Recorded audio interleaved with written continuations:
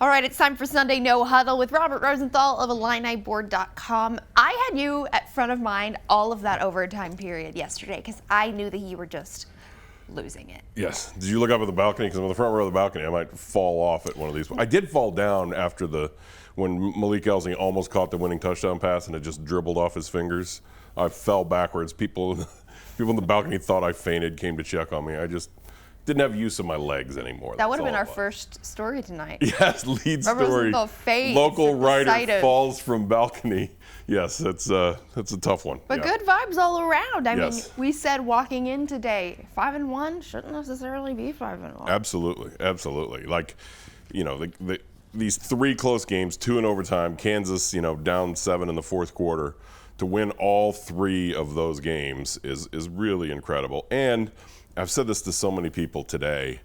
I can't recall in my 35, 40 years of Illinois football fandom, I can't recall that devastating loss that was then turned into a win, Mm-hmm. I know the feeling of the devastating loss of the bad team that scores with 15 seconds left, like Minnesota 2010, or like San Jose State 2002, or like Northwestern in 92, or Fresno State 2009. I can just rattle them off of all the games that Illinois lost in the end to a bad team, even to Purdue in 2016, when Illinois had a field goal to win it and doinked it off the uprights. So to have that game happen again, but then Illinois turns around and pulls it out, that's definitely a change of the scenario that usually happens. Right. Just an incredible game top to bottom in this rivalry series, even though the defense fizzled and, like you said, they all but lost that game and recovered it. Is the fan base still in a good position coming out of this one, or is the temperature still good? I think so. I mean, I don't want to call people out. There are newer fans to Illinois football that are just following this in a sense of what it's like when your team plays really bad against a bad team. Like, oh man, this might mean really bad stuff is coming. For an Illinois fan to get to 5 wins, something that didn't happen in 2012 or 2013 or 2016 or 2017 or 2018 or 6 years in the 2000s, like just to get to 5 wins and have all of this in front and be ranked going into this Michigan game, for where this is at in the rebuild, for where the program was and where it's trying to go, it's really remarkable to be 5-1 at this point. Right. Let's talk about that defensive effort, or honestly lack thereof, to put up such a lackluster performance against a first-year quarterback who found out he was playing on Thursday. What can you pinpoint as those weak spots, and are they fixable before you take on these 2 arguably the toughest games on your schedule? In the stands, my buddy and I were talking about, they just can't get to this quarterback to rattle him. When you have a freshman quarterback, if you can get to him, just a couple sacks, just make him hesitate a little bit in the pocket, make him think about it. Oh, there's really pressure coming from the edge. The only sack the entire game came on the very final play on they blitzed Dylan Rosiak up the middle and got to him and ended the game that way. But if you just have to rattle a quarterback like that, especially a freshman, and they just couldn't rattle. They just couldn't get to him, couldn't get pressure, and once he got some confidence in his throws, he just started to pick Illinois apart. Yeah. A huge week ahead for the Illini, obviously the 100th anniversary rededication game for Memorial Stadium.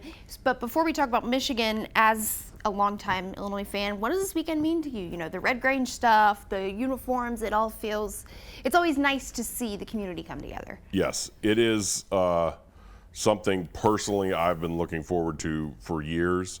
It's something personally I lobbied for on Twitter the last 2 years. Please give Illinois Michigan that season at home. Please, once it was announced that Michigan was on Illinois' home schedule for 2024, but the dates weren't out yet, I'm lobbying somehow make it on that date. Please make it that day. The story, there are so many layers to it.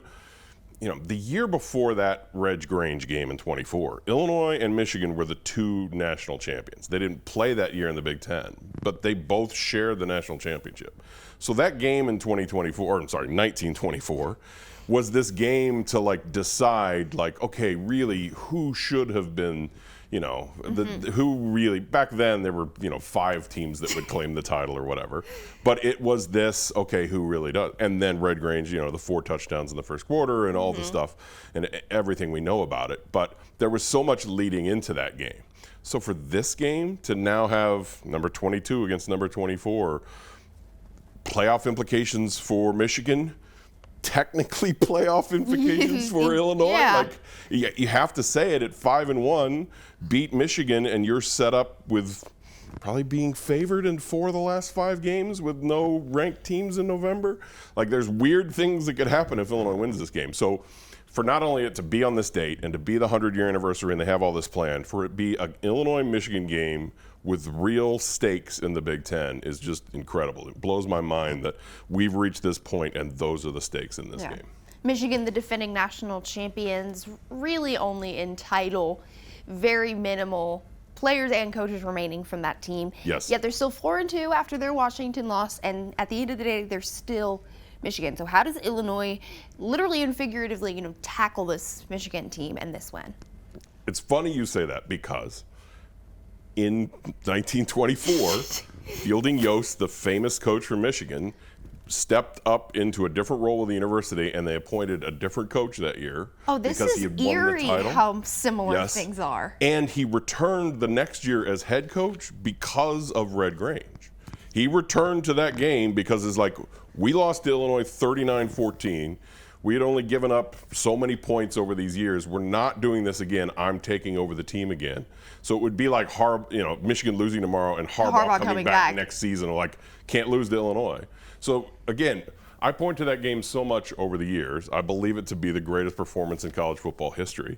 And so, because there's so many layers to it. And again, Michigan beat Illinois in 25 once Yost returned, and they stopped Red Grange.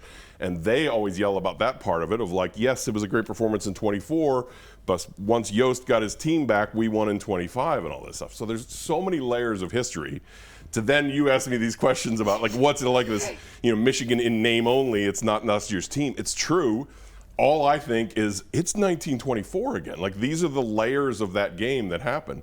If somebody comes into this game and scores 4 touchdowns in the first quarter, I will fall out of the balcony. There will be, we need to put something below it. The layers of possibilities in this game, as you can tell, kind of blow my mind a little bit. This is why I'm sure you feel the same way. This is why I do this job. Yes. College football is just so 100%. special to have these intricacies and to have these things coincide. Yes, it's incredible. It really is. And here we are, literally 100 years later with that on the schedule and it aligning in the same way. It's crazy.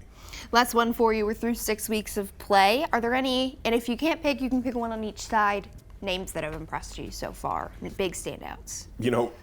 In his absence yesterday, Xavier Scott, I agree. by just not having him on the field, it looked like a completely different defense. We said that on our podcast. Yeah, as I wrote last night, maybe he's the greatest player in college football history because if you go from allowing 3 points when you're in the game to 40 points when you're out of the game, perhaps, your absence in the second half makes a big difference.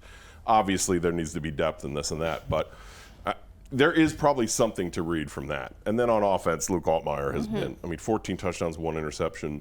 That's beyond what anybody who was predicting great stuff from him this year would have even suggested.